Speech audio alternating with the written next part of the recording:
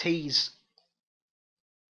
need to be tested. What a lot of people that design courses tend to do is just test their course under their own conditions. Now you have to think for everybody. If you've put 5 teas on a course, it's no good play testing it and only trying out the back teas because that's all you use. There'll be other people that are going to use the middle teas or the ladies teas, and you need to make sure you test all of those. So it's probably the biggest mistake people make when they're beta testing by themselves. Uh, if you're putting out your course to test openly as an open beta, chances are somebody will say, "Oh, this is wrong, that's wrong," and they'll spot the things that you didn't because they play in a different way. But if you're testing, as I do, just by yourself or in a small group, you can miss a lot of problems because you're not testing all the situations.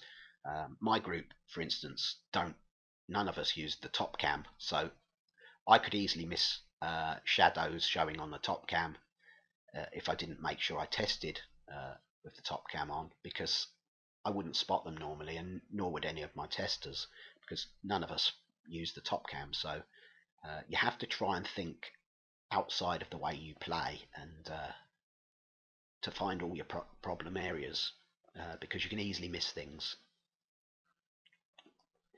if they're only visible to people playing in a different way. So I remember somebody's course ended up with rough planted on the ladies' tee because it was never tested, and there was a lot of grass planted on the actual tee, and these things can easily slip in if you don't test everything. So try and imagine how everybody's going to play the game, not just you, and you'll find more of the problem areas.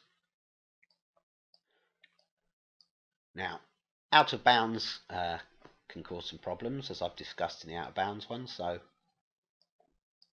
there only appears to be one area of out of bounds on here, and it's only covering a rough texture, so there won't be a problem. But remember, if there are hazard textures, free drop textures in your out of bounds area and the ball lands on them, it won't say that it's out of bounds. So check the out of bounds video to make sure you've got all the out of bounds set correctly.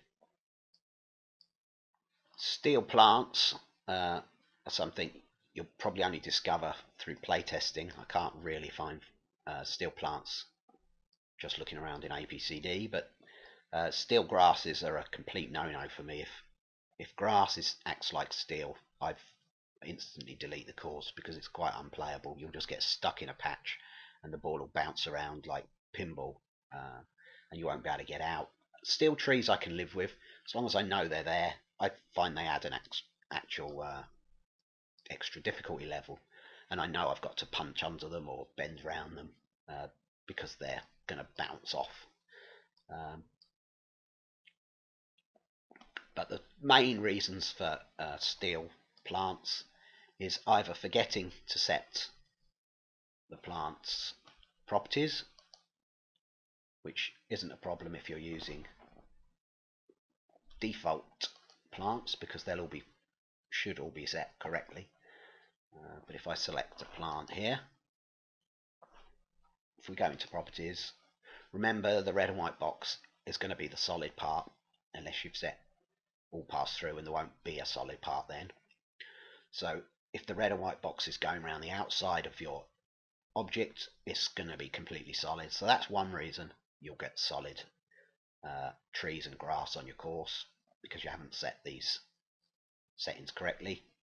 The other reason is if you swap plants, as I was saying when dealing with the clones. If I just change this tree by clicking like that, I've turned that into a steel plant. Unless I use the update button, that's now steel. So that's another reason. So you might have a grass area, decide to change the grasses to a different type of grass, pick a different grass, you'll think everything's alright, but you'll have turned all the grass into steel unless you use the update button. So that's something to be aware of.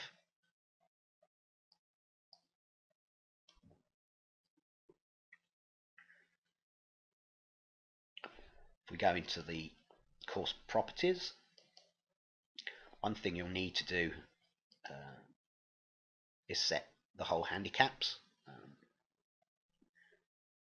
You can work these out by playing many rounds and keeping the scorecards and averaging out the scores to find out which are the hardest and which are the easiest holes.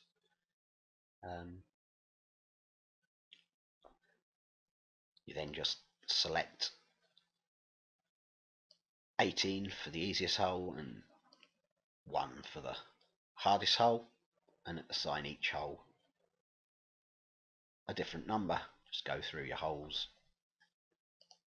So that would make it 4. You don't really need to do the ladies ones as long as you do the men's.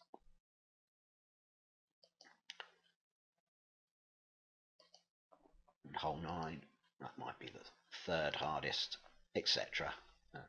And that will add hole handicaps to your holes, which if they're being used on certain tours, if the courses are being used on certain tours, they need the handicaps to be in there to work out people's scores. So that's really the only reason you need them. But designers quite often forget to add them in.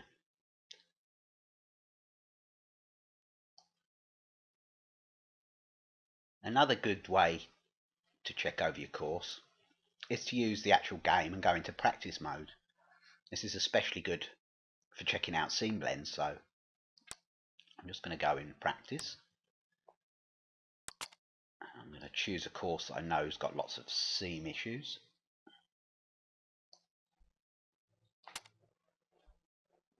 And make sure this enforce normal drop rules is not ticked. That way we can pick the ball up, move around really easily. So click begin play.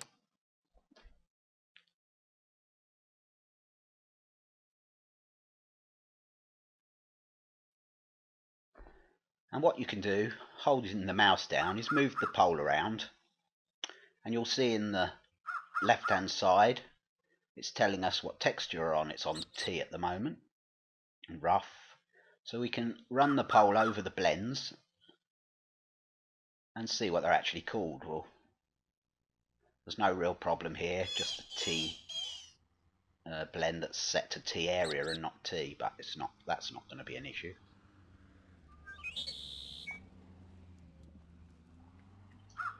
If we move up a bit further, let's go up here.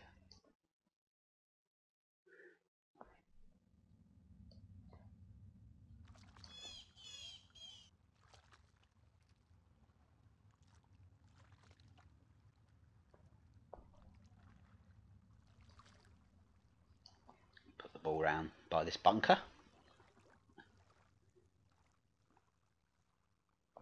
And we'll see if we move the pole across from sand up to the seam blends. It's gone to sandy.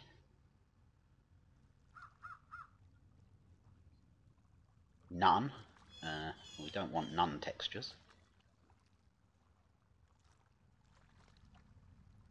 There's a deep grass mixed in there for some reason.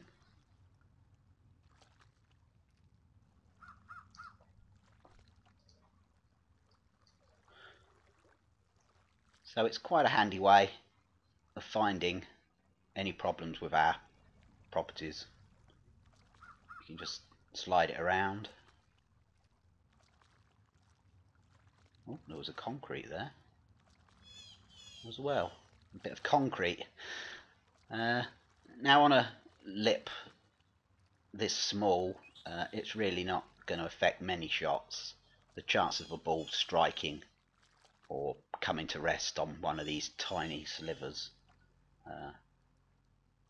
is so slim, it's probably not going to happen once in 100 rounds.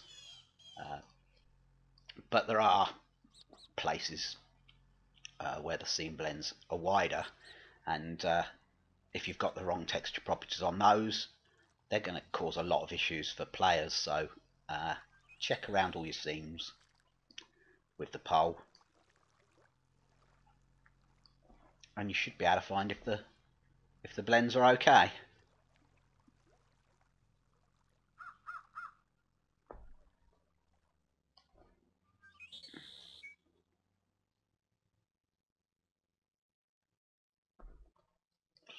this rough mud sprinkler head, that's okay.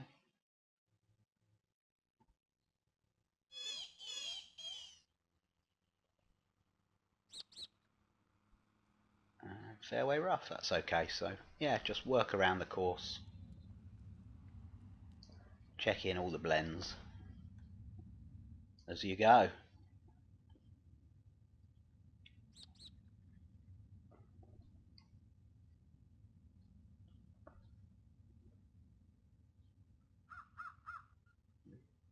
And that's doing a funny jump there, something's going on there. It isn't quite right. Let's just rotate round.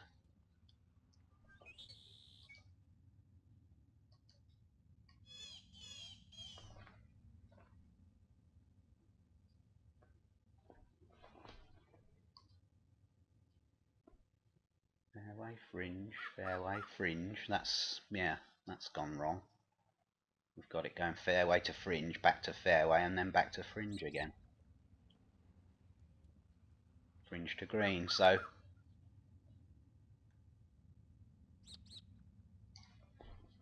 that seam has been flipped by the looks of it.